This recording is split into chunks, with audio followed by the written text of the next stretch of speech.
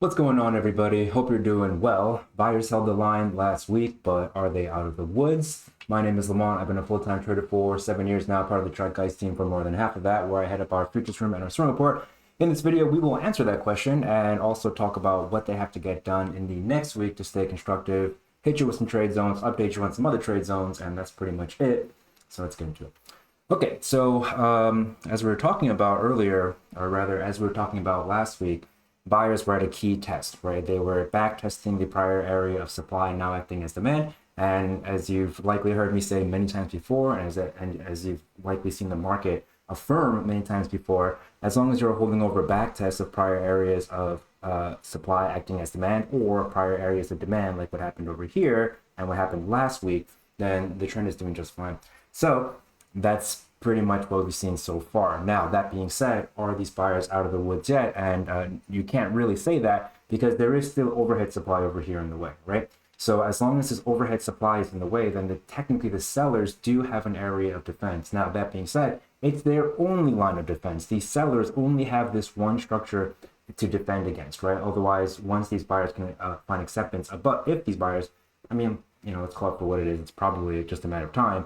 Whether it's next week or years, we don't know, but the market is designed to go up, right? There's a saying, don't bet against the market long term, because even if you're right, you'll have no one to celebrate with, right? Because if the market is truly tanking, going to zero, there's like fire in the streets, there's no water, people are fighting for food, you know what I mean? Hopefully you have some ammunition at home, and you find out who your real friends are. So anyway, that's a very bleak situation. So like perma bears out there who are always calling for the market going to zero, I really don't understand. I mean, I do understand why they do that. It's, for attention, clicks, that's what gets people interested. But anyway, I digress.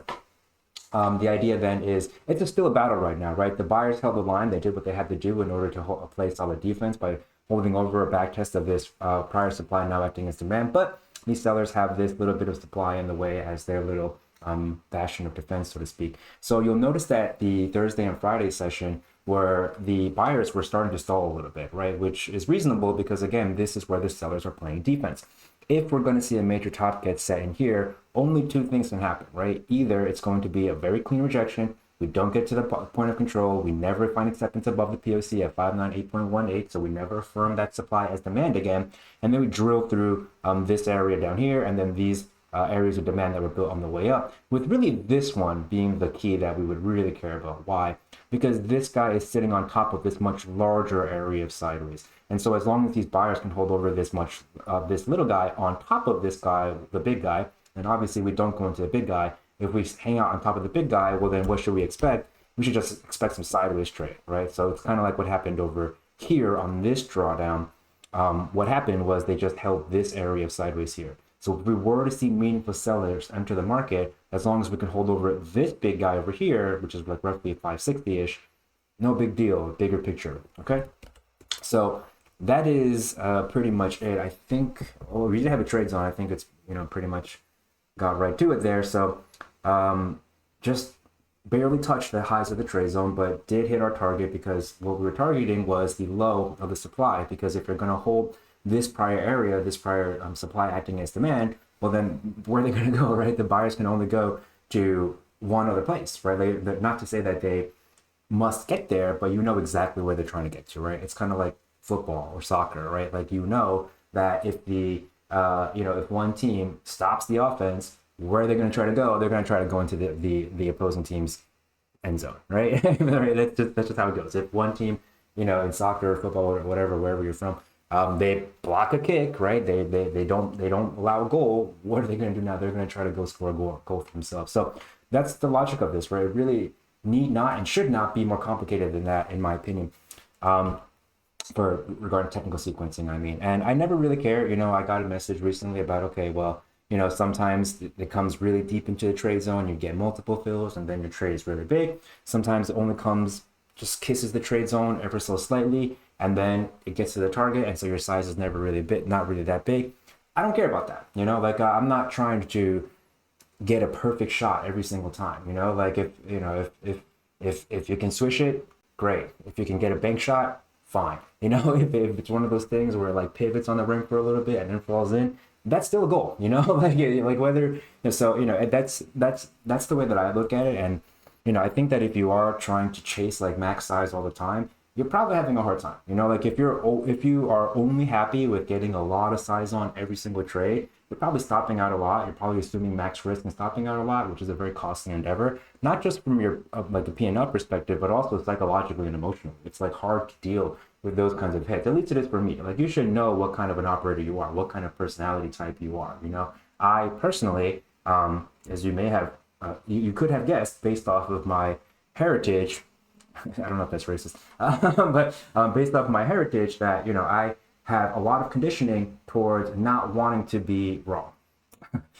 So knowing that about myself, I don't really care for like low probability stuff that has really huge returns. I would rather just be consistently correct, right, and be wrong very little, very rarely. That's my preference. If you're different, by all means, adjust the taste, right? I always adjust the taste. Whatever I do is not necessarily what you should do, right? Our goal at the Chart Guys is to show you why we do what we do, provide you the most context for it as possible so that you can take that information and then integrate it into your own process because you understand why we do what we do as opposed to just trying to copy what we do. I don't trade like Dan. Dan doesn't trade like Joey. Joey doesn't trade like Lori. None of us trading the exact same way, So anyway, and that's why I always care a lot about providing not just my context, but also my biases, right? Like I always am very, very vocal about why I think the things that I think, because if you disagree with me, then you should adjust the taste. So anyway, I digress.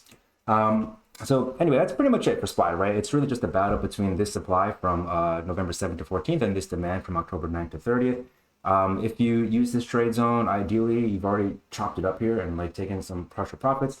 And then throw your stop under this local low here, because obviously if we take out this low, take out this little 4-day demand zone that was created last week, well then that's a bit of a red flag for these buyers, right? And if you use this trade zone of old, and this was just an ad for you, it makes even more sense to be protected with this ad, because why lose money on the ad, right? You already have this original trade, it already worked out quite well, surpassed our target, and if you just use this trade zone from last week as an ad, don't give anything back from here on the ad, right? The ad is the cherry on top. It's the whipped cream, right? Don't let your ice cream melt because you were like fumbling around the fridge trying to get the whipped cream. You know what I'm saying? I mean, unless you prefer whipped cream over ice cream, then again, it's just a taste. So anyway, that's pretty much it for SPY. All right, so moving on to the QQQ here. So QQQ, let's see, a little rinky-dink daily lower high, lower low, but at the same time, did these buyers hold the line? They did, right? So just like we were talking about with the SPY, about how this structure over here is what we would care about the most because it's the gateway into this much larger structure. The QQQ, this is the much larger structure. It's already backtesting the highs of this much larger area of cycles here. So it's a much more critical test for the Qs, right? Because the Qs are showing a little bit of relative weakness. Now, that being said, we don't often cover the other sectors, the other major sectors, but XLF is still ripping to new all-time highs, and XLV is kind of hanging on, right? It's hanging on over this big guy. So the idea is, if the market can continue to see this kind of rotation, right, where XLF is ripping while XLV consolidates, kind of weekly, right? Because XLV is weekly as in WEAK. It's very, very far off its highs now. But QQQ is just kind of in this holding pattern. They're kind of taking turns leading the show, right? And as long as they are taking turns leading the show and not coming all down together, then there's not really this massive panic yet, right? And I think the fear and greed index is really not that high yet.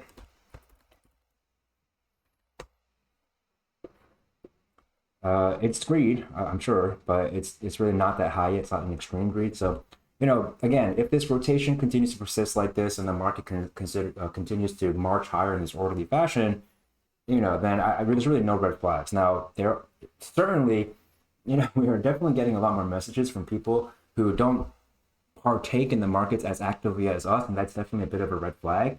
But really, when the top is in, you hear freaking everybody talking about it. I'm talking about like high school students and like, just folks who don't care about the market at all, have really very little reason to care about the market. As of right now, at least for me personally, I'm still only hearing FOMO statements from people who are involved in markets. Like they have some discretionary income, they're like a little bit older.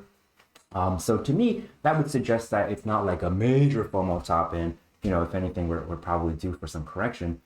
sooner rather than later. But like, you know, when things get really frothy and you hear like children talking about the markets, and like Bitcoin in particular, that's really where like teenagers and stuff like that, that's really where I think, you know, it's definitely time to start selling, or at least hedging. But anyway, that's the way that I'm perceiving it. So, you know, the markets definitely could use some consolidation, some retracement, but things can stay irrational for longer, you know, than you would imagine. So anyway, yeah. So the buyers in the QQQ here are showing you a little bit of relative weakness, right? Because they've not broken as high over this much larger area of demand, and they didn't fill this gap. So again, for SPY here, this November 15th gap was filled, whereas for the Qs, that's not the case, right? So that's a little bit of relative weakness that the QQQ is seeing right now. And additionally, you didn't even come and test the low of this key all-time high supply, 509.83, whereas again, the SPY has not only tested the low, broken over the low, but also is flattening out right now at the value area low of the key structure. So relative weakness here. But again, if we start to see XLF consolidate next week, and then QQQ has some capital inflow, that's going to be a pretty clear indication that this rotation game is still going fine. So anyway, that's pretty much it. Space for a daily lower high under 514.98. Anything under that's going to be good for that daily lower high. I mean, technically, you have a little rinky-dink higher low into a higher high here, but you know, I would be fine if you perceive this as one move down and then this as one move up. That's my opinion anyway.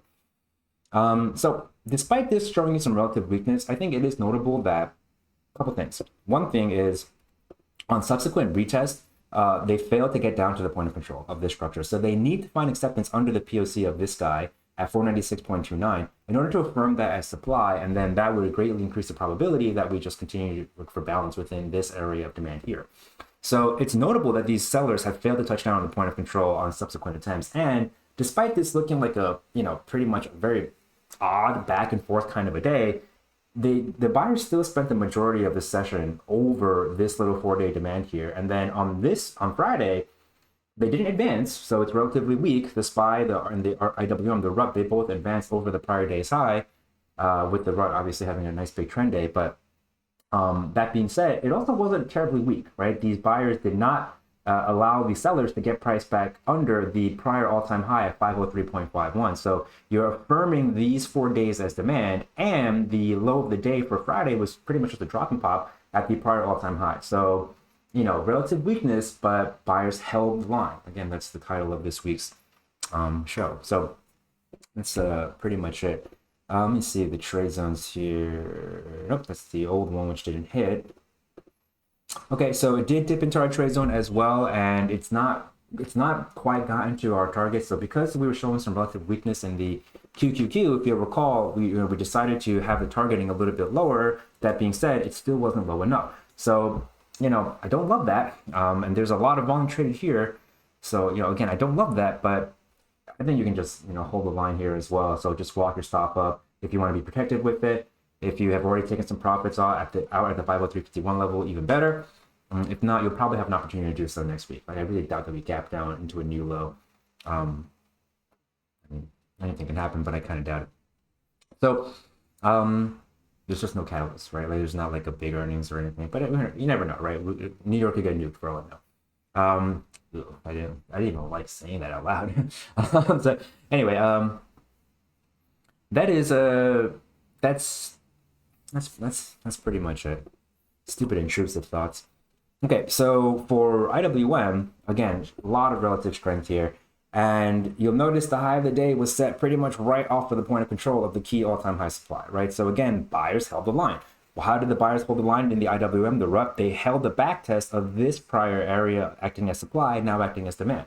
So very notable, right, that everybody didn't fill this gap either, right? The sellers did not fill this gap from the election reaction, did not fill this gap from the election reaction, and has not filled the gap for this election reaction. So a notable failure on the seller's part. It's a good look for these buyers here. Now, that being said, there is still space for a daily lower high to be set under 242.39, and the RSI is kind of hot heading into this POC test here. So I would not be surprised with a pop and drop over this level if these buyers do press above it, you know, in the next week. But there is space for a higher low over 226.40, and this breakout over this area is still being affirmed as long as these buyers can find acceptance over 228.63.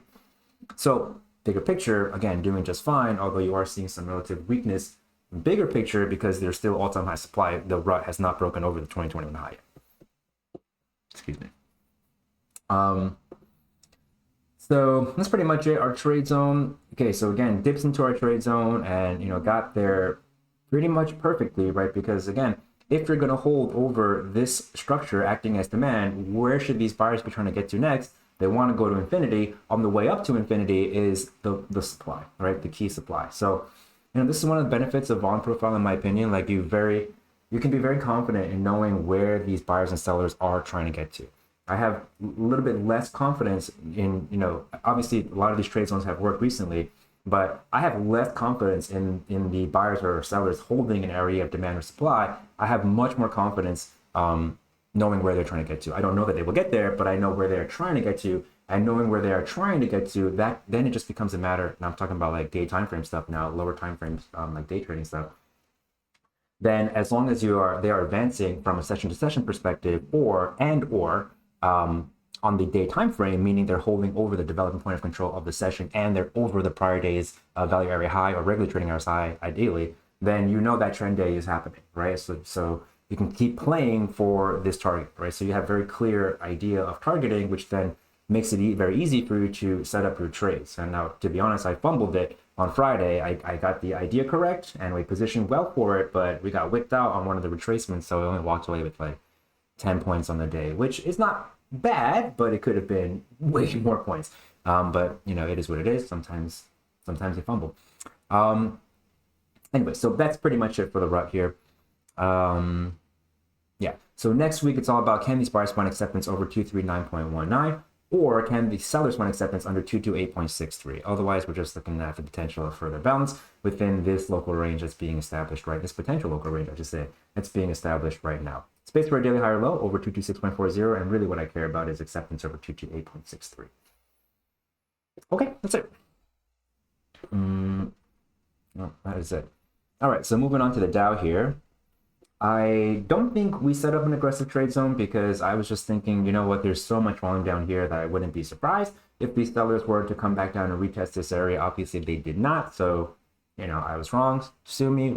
You know, personally for me, I don't care. You know, like if I missed a trade, that's fine. If I'm not at full size on a trade, that's fine. Like, you know, desire is the enemy, right? Like it's, you don't want to, I guess, like, what do they say? It's like, I don't know, like perfectionism, whatever. The idea is don't chase perfection, right? It's if you do try to chase perfection, try to catch every single thing, you are setting yourself up for disappointment, you know? So anyway, I think it's better to just always know what you are willing to play for. Right, and then that's it, right? The game is not about capturing every single trade. The game is about knowing the kinds of trades that you are willing to capture and sticking to just that. That's where your edge is. That's what you do. It's like being a specialist, kind of, right? Like if you are, you know, if you're a machine gunner, right, and then all of a sudden someone throws you a sniper rifle and they're like, hey, ding that officer from, you know, 2 miles away, the odds of you being successful are not very good, right? Whereas if you know, are very comfortable with just laying down suppressive fire,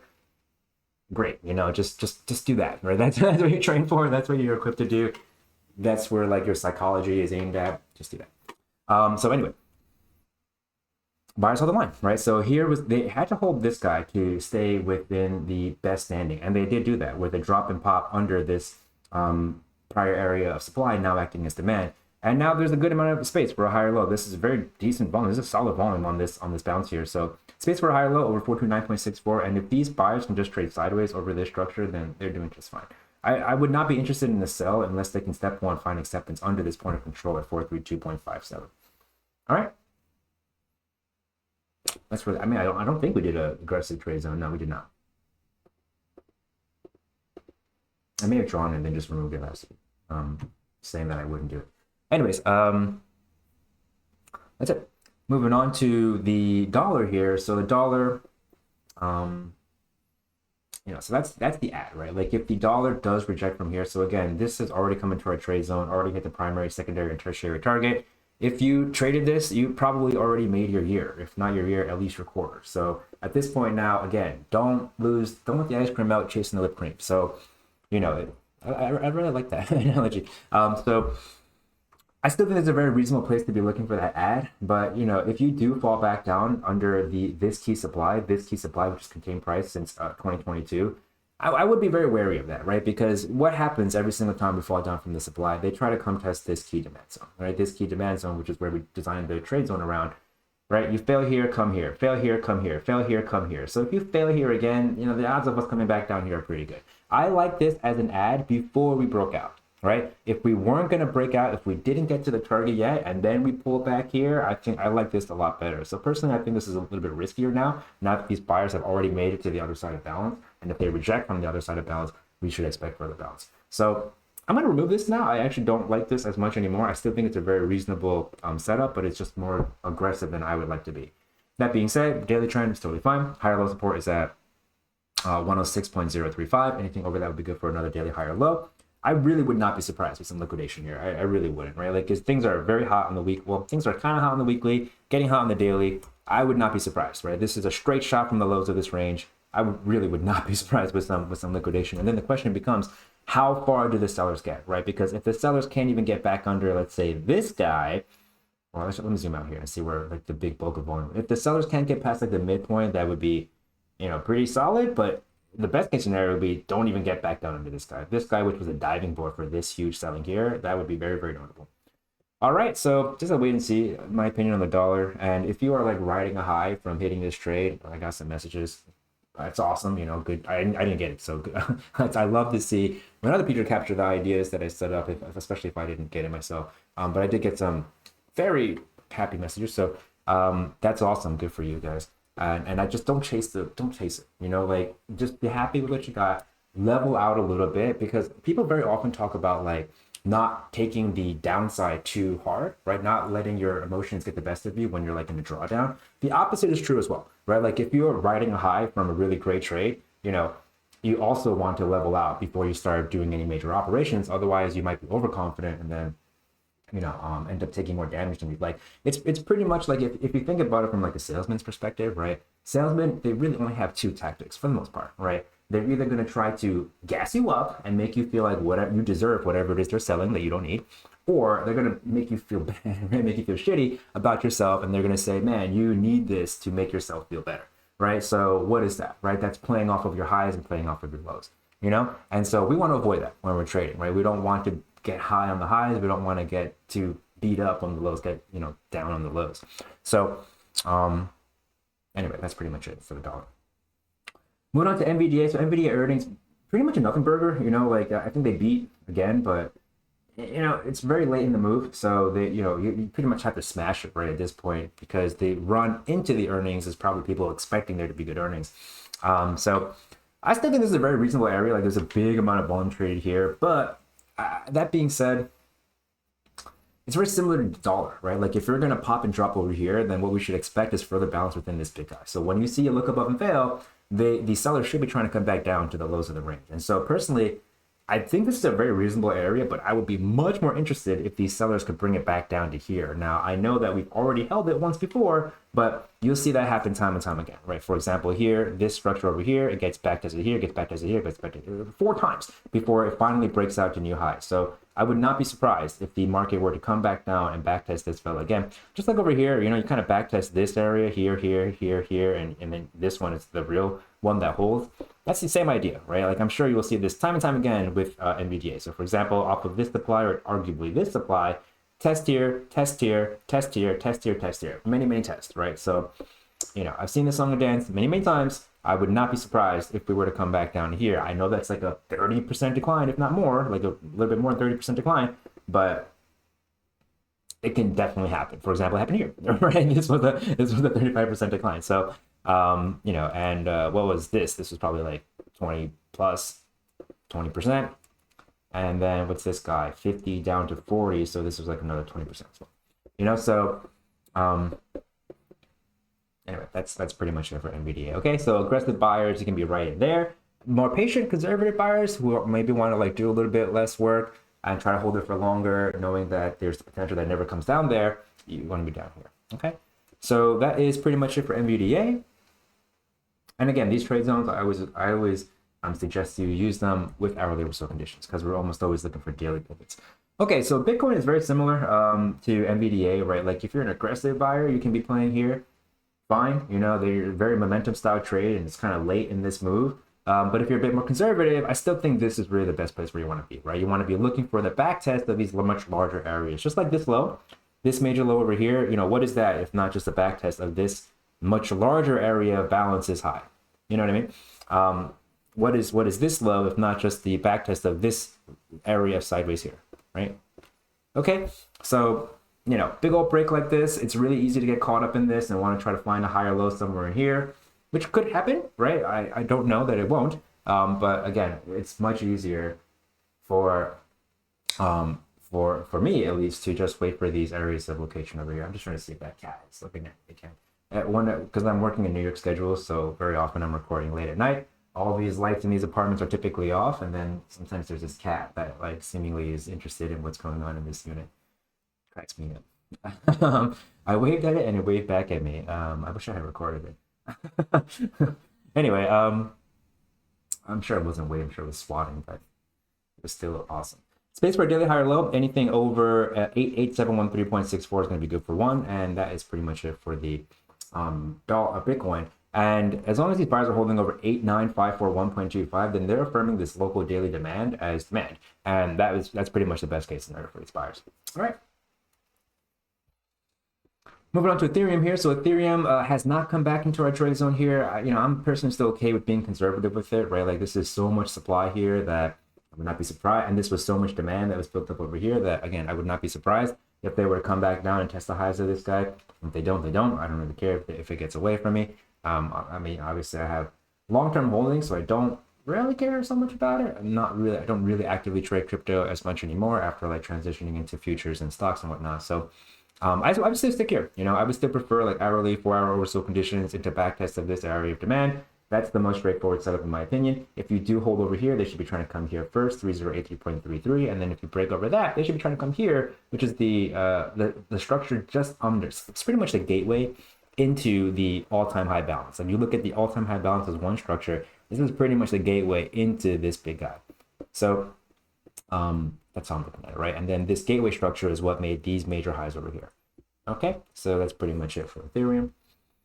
CCJ, so CCJ came into our trade zone, has already achieved or surpassed our target. So at this point now, if you are still in a runner here, your low can be here, and your stop, can be here for any remaining position. And what I would like to see now, before walking the stop up, is to just have this trade sideways a bit. And then if it were to break out after trading sideways for a bit, then walk your stop up. I would give this some space to run, especially because, you've already got really good R out of this trade. You've already got decent % gains out of it. There's really very little reason, in my opinion, to just, walk this stuff too tightly, get taken out of the trade, especially because it's a blue sky breakout, So I would just sit tight in this personally and let the buyers create some structure before breaking out again, before walking that stop up. And then if that occurs, then, you're pretty much guaranteeing yourself 2 exits at double-digit returns. So, you can do no wrong with that, right? So that's pretty much it. These buyers are doing just fine as long as they can hold over the back test of this guy, right? So as long as they can hold over,